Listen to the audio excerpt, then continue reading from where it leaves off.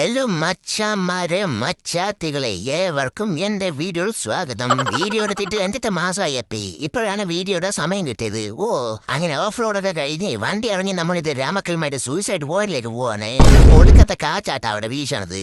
അതിനിടയിൽ ഗൈഡ് എന്തല്ല പറയാൻ. രാമക്കൽമേട് ഇനി മെയിൻ ഒരു പ്രത്യേകത രാമക്കൽമേട് എന്ന് പറയുന്ന സ്ഥലം കേരളത്തിലാണെങ്കിലും ഈ കല്ല് നിൽക്കുന്ന തമിഴ്നാട്ടിലാണ് നിൽക്കുന്നത്. നമ്മൾ ഈ വണ്ടി വന്ന് നിൽക്കുന്നതിന് വരെയുള്ളൂ കേരളം. ഈ കാണുന്ന തമിഴ്നാട് ഫോറസ്റ്റ് ഏരിയയാണ്. ഈ കാണുന്ന തമിഴ്നാട് തേനി ജില്ലയുടെ ഭാഗമാണ്. തമിഴ്നാട് തേനി ജില്ലയിലാണ് ഈ രാമക്കല്ല് നിൽക്കുന്നത്.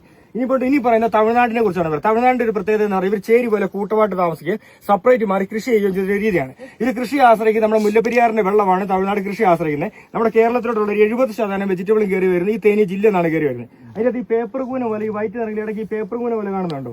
അത് നമ്മൾ ഇവർ താമസിക്കുന്ന വീടുകളും ടൗണുകളും ബിൽഡിങ്ങുകളൊക്കെയാണ്. ഇങ്ങോട്ട് മാറി കാണുന്നത് ഇവരുടെ കൃഷിയിടങ്ങളാണ്. അതിനകത്ത് ഈ ലൈറ്റ് പച്ച നിറത്തിൽ പാടം പോലെ കാണുന്നത് തക്കാളി, വെണ്ട, ക്യാബേജ്, കടല അങ്ങനെയുള്ള പച്ചക്കറി കൃഷി ചെയ്തേക്കുന്നതാണ്.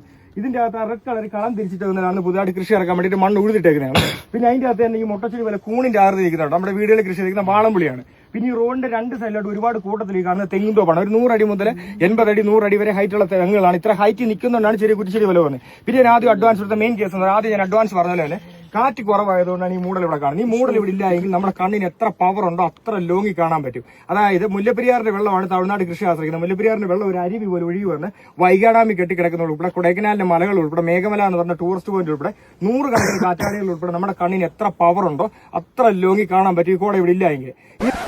അങ്ങനെ കഥയൊക്കെ കേട്ട് ഞങ്ങൾ നേരെ സൂയിസൈഡ് മലയുടെ മേലെ കയറിക്കൊണ്ട്. അപ്പൊ ഈ വീഡിയോ ഇത്രയുള്ള വീഡിയോ ഇഷ്ടപ്പെട്ട ചാനൽ സബ്സ്ക്രൈബ് ചെയ്യാനേ.